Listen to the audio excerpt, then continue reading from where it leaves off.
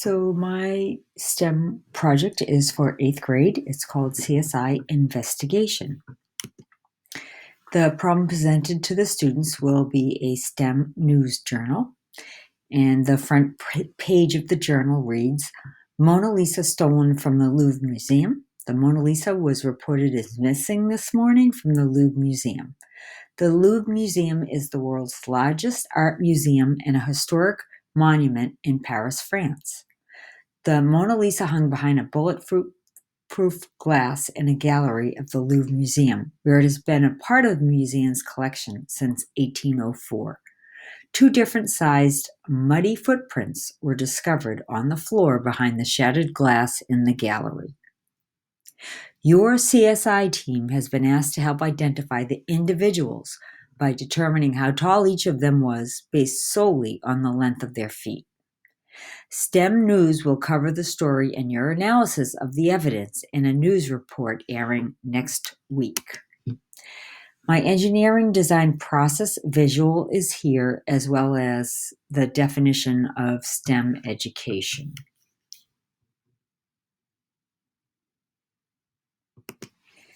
Prior knowledge, students will have knowledge of making measurements and using a tape measure. They'll also know how to organize data in a table, create and analyze a scatter plot of bivariate data, draw a line of best fit, and write an equation in slope-intercept form. These are both the STEM standards, and they align to the Common Core state standards for math and 8th grade math, and the non-STEM 8th grade standards in ELA.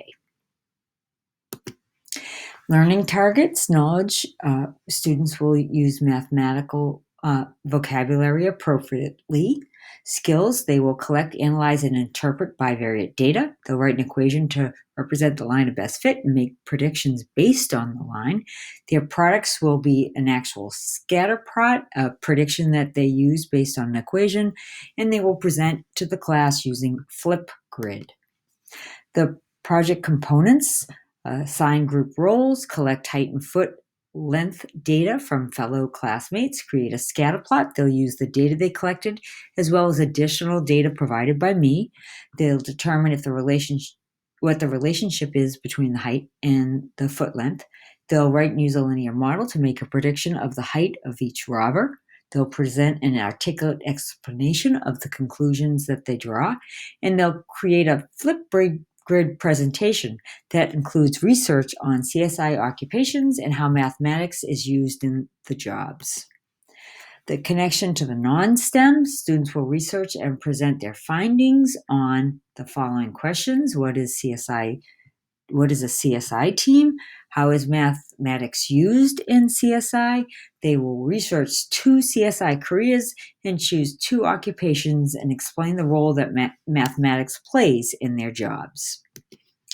My CRT strategies, balanced student groups that I will choose based on their interests and strengths and learning styles. A real-world situation where all students can engage in the challenge. Hands-on experience that incorporates multimodalities, so visual, auditory, kinesthetic, as well as technology. Student choice that will increase their investment in the process, and I'm always trying to foster a growth mindset in mathematics.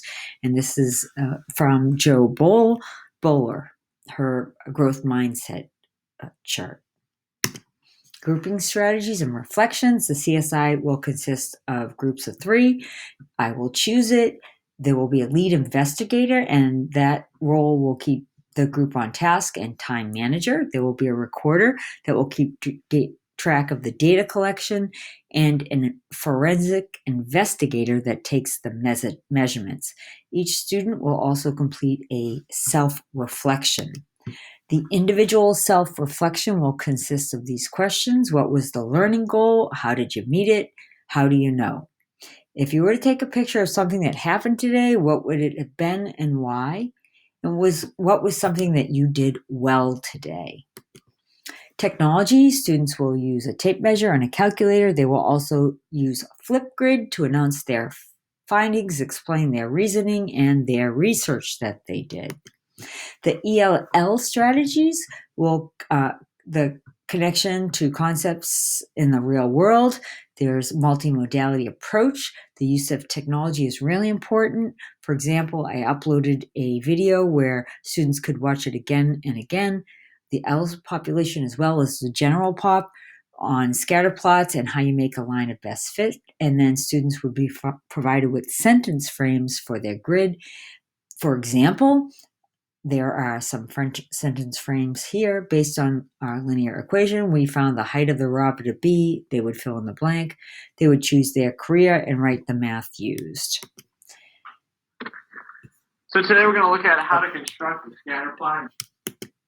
And these are my sources. Thank you for watching this video.